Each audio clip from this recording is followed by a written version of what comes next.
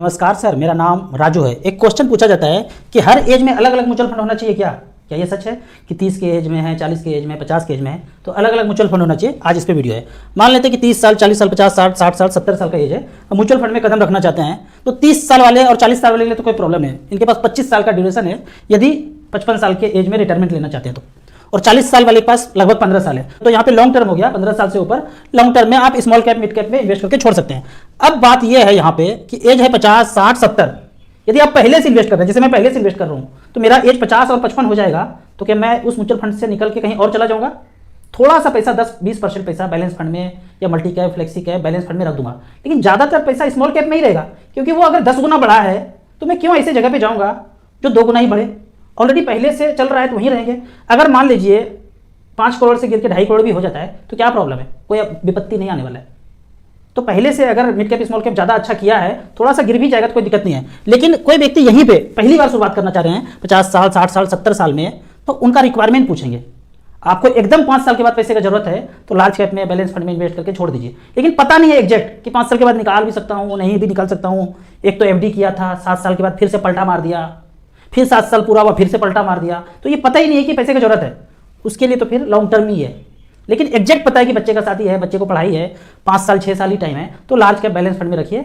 उतना भी डर लगता है तो बैंक में रखिए। एग्जैक्ट पता है कि भाई काम तो है ही है और इतना ही पैसा है तो बैंक में रखिए, एकदम पास के बैंक में। अगर दूसरा रिक्वायरमेंट यह है कि भाई 70 साल का एज है तो स्मॉल कैप नहीं करना चाहिए। ऐसे सोचते हैं ना, 70 साल 75 साल एज हो गया, क्या बात कर रहे हैं, स्मॉल कैप में लगा दे। भाई ये नहीं पूछना है 70 साल, अब तो कल मरे कि आज मरे, मरना है। ये पूछिए कि पैसा करना क्या है। अरे ये तो मेरा छोटा वाला पोता है ना, उसके लिए छोड़ दूंगा। मेरा बेटा है ना, बिजनेस कर रहे हैं, अभी उनका भी अच्छा खासा चल रहा है, लेकिन 10 लाख रुपए हम उनके नाम पे छोड़ना चाहते हैं, वो उनको जाएगा ना, हम अभी जा रहे हैं, बाकी तो रहेंगे ना धरती पर बचे हुए। तो वैसे स्थिति में रिक्वायरमेंट पूछना है, एज नहीं पूछना है। फिर 10 साल 15 साल टाइम अगर है गिफ्ट करने के लिए तो इक्विटी म्यूचुअल फंड में कदम रख सकते हैं। एकदम टाइम नहीं है, जब मर्जी तब खर्च कर सकता हूं तो बिल्कुल नहीं करना है। सेविंग अकाउंट में पैसा रखिए और उससे अपना जीवन यापन कीजिए। तो यहाँ पे रिक्वायरमेंट आ जाता है, यदि कभी भी नीड है तो आप म्यूचुअल फंड में मत घुसिए। जहां पे पैसा कैश में पड़ा है, अकाउंट में पड़ा है, सेविंग अकाउंट में, वैसे रखिए। लेकिन आप चाहते हैं कि 5 लाख रुपए चिल्ड्रन के लिए लगाना चाहता हूं, बच्चे छोटे हैं, फिर स्मॉल कैप में लगा के आप छोड़ दीजिए। लेकिन आप कहते हैं कि नहीं 5 साल ही टाइम है, 1-8 साल इधर उधर कर सकते हैं, फिर आप लार्ज कैप में रखिए और ये मान के चलिए कि ऊपर नीचे हलचल हो सकता है, बैंक से थोड़ा सा ज्यादा रिटर्न मिल जाएगा लार्ज कैप में। 5 साल के ही अंदर ही पैसा निकालना है तो क्वेश्चन एज नहीं होना चाहिए, रिक्वायरमेंट होना चाहिए। अब अभी जो चल रहा है मार्केट लगभग लाइफ टाइम हाई पे चल रहा है, तो अभी एक तरह का एडवर्टाइज चल रहा है कि 3 साल में 43% का रिटर्न दे दिया मिड कैप ने, स्मॉल कैप में। वो 3 साल यहां से जोड़ रहे हैं। जब मोगेम्बो खेल खेला था भूतकाल में, यहां मार्केट गिरा था, यहां से यहां तक का रिटर्न दिखा रहे हैं 43%, 43%, 43%, 43% का कंपाउंडिंग रिटर्न मिला। तो ये जो चीज है ना, एडवर्टाइज जो चल रही है, मिसलीडिंग है। आप यहां से कैलकुलेट करेंगे पीक से लेके और अभी के पीक तक तो पता चलता है 18-19% का रिटर्न मिल रहा है। लेकिन बॉटम से पता करेंगे तो 3 साल, पिछला 3 साल, अभी से जो नीचे बॉटम था वहां से पता करेंगे तो पता चलता है कि 43% का कंपाउंडिंग रिटर्न मिलता है। ये मिसलीडिंग है। कैसे? इसको ऐसे समझिए।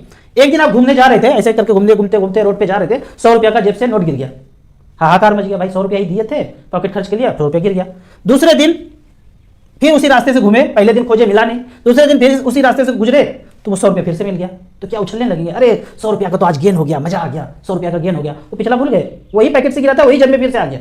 तो यहाँ पे कोई वृद्धि नहीं हो गया, जो पैसा गिरा था वही मिल गया। ठीक उसी तरह यहाँ से ये गिरा और फिर बढ़ा, तो इससे काउंट नहीं करेंगे आप। जो पहले से म्यूचुअल फंड कर रहे हैं हमारे जैसे लोग, तो हम नहीं कहेंगे कि 100% बढ़ गया, नहीं बढ़ा है 100%, 20-30% का ग्रोथ हुआ है। लेकिन जो यहाँ पे पैसा इन्वेस्ट करेंगे, उतना लकी आदमी, उस समय तो इतना कोई लकी था ही नहीं, वो मोगेम्बो ही था, उन्होंने ही पैसा यहाँ पे इन्वेस्ट किया। ज्यादातर लोग तो निकाला ही, जमा नहीं किया। तो यहां से यहां काउंट करेंगे। कोई भी अगर आपको दिखाता है ना 40% का रिटर्न, 50% का रिटर्न, 32% का रिटर्न, तो इस तरह से समझ जाइए कि जेब से पैसा गिरा था और फिर मिल गया, तो उसी को एडवर्टाइज कर रहे हैं। आगे बढ़ते हैं। जो व्यक्ति 10 साल, 15 साल, 20 साल से इन्वेस्ट कर रहे हैं मार्केट में, तो मार्केट लगभग अभी पोर्टफोलियो लाइफ टाइम हाई चल रहा है। ऐसे स्थिति में कोई नीड है, कोई जरूरत है, पहले से इन्वेस्ट कर रहे हैं। जैसे मैं अभी इन दिनों काफी पैसा निकालना हूं जरूरत के हिसाब से, खटारा कार में चल रहे हैं, नया कार चाहिए 10 लाख का, एकदम निकालिए पैसा बिंदास। घर में पेंट करना है, 10-15 साल बीत गया, पेंट नहीं किया, 5 लाख रुपए निकालिए, फाइनल विड्रॉल मारिए, रिडीम कीजिए और घर में चकाचक करवाइए। पता तो चले समाज में कि पैसा आ कहां से रहा है, मार्केट से, म्यूचुअल फंड से, मच फंड से आ रहा है। पेंटिंग कराइए, लोगों को भी बोलिए तुम भी लगाओ, ऐसे देखो वंडर हो रहा है। और ज्यादा पैसा है, काफी पैसा लगा के रखे हैं, ड्राइव खुद से करते हैं, बंद कीजिए। एज हो गया 50-55, एक ड्राइवर रखिए 15,000 से 20,000 के बीच, उनको भी काम मिल जाएगा, उनका भी घर चल जाएगा। अगर ये सब नहीं करेंगे ना, 1 करोड़ का 2 करोड़ हो गया, 2 का 5 करोड़ हो गया, अब ख्वाब सजा रहे हैं कि 10 करोड़ हो जाएगा तब कुछ करूंगा, कुछ नहीं कर पाएंगे। आदत हो जाएगा इसी तरह से जीने का, कर ही नहीं पाएंगे खर्चा। कहते हैं धन का 3 गति है, दानम भोगम नाशम। मैं इसी को दान बोल रहा हूँ कि किसी एक व्यक्ति को आप नौकरी दे दिए, उसी को आज के डेट में दान बोल दिया। अब भोग भी हो गया कि भाई गाड़ी खुद नहीं चला रहे हैं, पीछे बैठ रहे हैं, उनका भी घर चल रहा है, हमारा भी इंजॉयमेंट हो रहा है, तो दान भोग इसी तरह से हो गया। जो व्यक्ति ये दोनों काम नहीं करेंगे वो नाशम होगा। वो कंपनी का वैल्यूएशन बढ़ा रहे हैं, 10 करोड़ हो जाए, 100 करोड़ हो जाए, क्या फर्क पड़ता है जिंदगी में, वो कंपनी का वैल्यूएशन बढ़ रहा है आपके पैसे से। या बैंक में पड़ा हुआ है तो बैंक का बैलेंस शीट चमक रहा है। या फिर ये दोनों काम नहीं किए हैं, 3-4 जगह प्लॉट लिए हैं, एक कॉर्नर वाला, एक सेंटर वाला भी अपना पास होना चाहिए, एक बर्फी साइज का टुकड़ा तो है ही पहले से हमारे पास। तो कहना चाहेंगे कि हम जो यहाँ पे है ना, ऊपर चले जाएंगे 10, 15, 20 साल में, ये प्लॉट हमसे पहले भी था और हमसे बाद भी ये प्लॉट वहीं पे रहेगा, कहीं नहीं घिसका है, वहीं पे रहेगा। तो बेहतर है कि पैसा अगर बढ़ गया है, लाइफ टाइम हाई चल रहा है, तो वहाँ से पैसा निकाल के खर्च करना शुरू कीजिए। अब आप कहते हैं कि म्यूचुअल फंड में मैंने कभी आज तक इन्वेस्ट ही नहीं किया, 15 लाख रुपया है, आपका वीडियो देख के बताइए लगाना चाहते हैं, और मुझे रेंटल इनकम भी चाहिए, 15 लाख लगा के 10,000 रुपये चाहिए। तो ऐसे के लिए आप StarSIP.in में जब जाएंगे, हमने यहाँ पे 14 नंबर हाइब्रिड एग्रेसिव StarSIP.in को आप वेबसाइट पे विजिट कर सकते हैं। कोई लॉगिन वॉगिन नहीं करना है, डायरेक्ट पेज खुल जाएगा। ये हमने यहाँ पे लिखा है 15 लाख रुपया वन टाइम रखा और 10,000 रुपये पर मंथ विड्रॉ करना शुरू किया। पिछला 10 साल का यहाँ पे रिकॉर्ड बता रहे हैं। पहला फंड आता है SBI इक्विटी हाइब्रिड, 15 लाख रुपये यहाँ पे झोंका 2013 में। रिकॉर्ड तो पीछे का ही बताएंगे, फ्यूचर का तो दिखा नहीं पाएंगे, बुद्ध और महावीर तो है नहीं, भगवान की तरफ आगे का बता देंगे।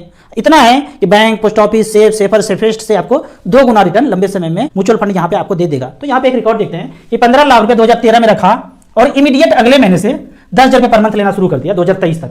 तो टोटल विड्रॉ किया 12,50,000 और आज बैलेंस बचा है, वो जो 15 लाख लगाए थे 49,88,000 ये बैलेंस बचा है। जो खाए हैं दोनों को जोड़ेंगे तो 62,38,000 रुपया मिला है। ये फंड का नाम है SBI इक्विटी हाइब्रिड। दूसरा फंड है ICC potential equity and debt, यहाँ पे 15 लाख रुपया झोंका था तो 12,50,000 रुपया विड्रॉ कर लिए और बैलेंस बचा है 57 लाख रुपया। तीसरा फंड है HDFC हाइब्रिड इक्विटी, बैंक वाला तीनों बता रहा हूँ, SBI, HDFC, ICICI, तीनों में 5-5 लाख रुपया लगा छोड़ देंगे। 15 लाख रुपये यहाँ पे वन टाइम लगाया है, 12,50,000 रुपये ले लिया और यहाँ पे 49,27,000 रुपये बचा है। तो यहाँ पे यदि आप 15 लाख रुपये लगाते हैं तो 10,000 रुपये कॉन्स्टेंट मिलता रहेगा। मार्केट है, ऊपर नीचे होता है, पर वो हलचल 15 लाख में होगा, ऊपर नीचे वो होगा। मतलब ये जो पैसा बढ़ेगा घटेगा, ये रोज इसमें हलचल होगा। 49 से 48 हो सकता है, 48 से 52 हो सकता है, और लास्ट में कितना मिलेगा वो देखा जाएगा इसमें। लेकिन ये जो कांस्टेंट 10,000 रुपया है ये आपको मिलता रहेगा, इसमें कोई हलचल नहीं होगा मार्केट का, ये आपको कांस्टेंट मिलता रहेगा। तो इस तरह से करके मच फंड में आप अपना पैसा लगा सकते हैं। जहां कहीं भी लगाए हैं हर जगह का सुखभोग किए हैं, लेकिन म्यूचुअल फंड का एक अलग सुखभोग है। यहाँ रिटर्न आपको 12 से 15% मिल जाता है लंबे समय में, जो कि अदर एसेट क्लास आपको बना के नहीं देगा। आपके मन के गहराई से एक बेहतरीन डाउट होगा कि भाग गया तो, डूब गया तो, खत्म हो गया तो। ये मच फंड के बारे में तो कभी सुना नहीं सुना है तो सुन लीजिए, क्योंकि सुनना आप वही चाहते हैं जो आप सुनना चाहते हैं। ऐसे सब कुछ नहीं सुन लेंगे, लोग अपने इंटरेस्ट का चीज सुनते हैं। तो यहां पे अगर देखा जाए 1995 में एक फंड शुरू हुआ था HDFC फ्लेक्सी कैप, लगभग इसी दौर में सारा म्यूचुअल फंड शुरू हुआ था 93, 94, 95 में। HDFC फ्लेक्सी में 1995 में किसी ने 10 लाख रुपया वन टाइम किसी ने यहाँ पे झोंका था, मानते हैं उसमें बहुत ज्यादा पैसा होता है। 10 लाख रुपया, उस 10 लाख का वैल्यू है 11,96,00,000 रुपया। आप कहेंगे कि 10 लाख का वैल्यू, चलिए हम यहाँ पे 10,000 रुपया का वैल्यू का देख लेते हैं। 10,000 अगर लगाया था HDFC उसी फ्लेक्सी कैप में, तो यहाँ पे उस 10,000 का वैल्यू है, वन टाइम 10,000 रुपया लगाया था, पढ़ के देखते हैं, 11,96,000, मात्र 10,000 वन टाइम लगाया था 1995 में, तो 11,96,000 है। 18% का रिटर्न यहाँ पे जनरेट करके दिया है। इतना रिटर्न लंबे समय में कोई जनरेट करके नहीं देता है। आपको लगता है कि 5 लाख का प्लॉट खरीदा, 15 लाख 20 लाख का हो गया, अरे इतना अच्छा रिटर्न दिया। कैलकुलेट करेंगे तो पता चलेगा 9, 10, 11, 12% का रिटर्न मिला है। इतना रिटर्न म्यूचुअल फंड में ही संभव है। आपको इसी तरह म्यूचुअल फंड के बारे में और कुछ जानना है, इन्वेस्टमेंट के बारे में जानना है, तो इस नंबर पर मुझे व्हाट्सअप कर सकते हैं। यदि आप इन्वेस्टर हैं या डिस्ट्रीब्यूटर हैं, भारत में सबसे अच्छे ऐप के लिए मुझसे पूछेंगे, म्यूचुअल फंड में सारे ट्रांजेक्शन, सारे फीचर्स म्यूचुअल फंड का हो, तो एसेट प्लस ऐप का नाम है इन्वेस्टर के लिए, और डिस्ट्रीब्यूटर के लिए है एसेट प्लस पार्टनर ऐप। यहाँ पे जाके आप एक ट्रांजेक्शन करेंगे 500 रुपये का, यदि आप पार्टनर है तो पता चलेगा कितना ईजी है दूसरे प्लेटफॉर्म से यहाँ पे काम करना। और यदि आप इन्वेस्टर हैं तो मिनिमम 100 रुपया का ट्रांजेक्शन यहाँ पे कर सकते हैं, मैक्सिमम का यहाँ पे कोई लिमिट नहीं है। वीडियो अच्छा लगे तो व्हाट्सअप यूनिवर्सिटी में दोस्तों के बीच से जरूर शेयर करें। यूट्यूब पे देख रहे हैं तो लाइक एंड शेयर करें। Thank you so much.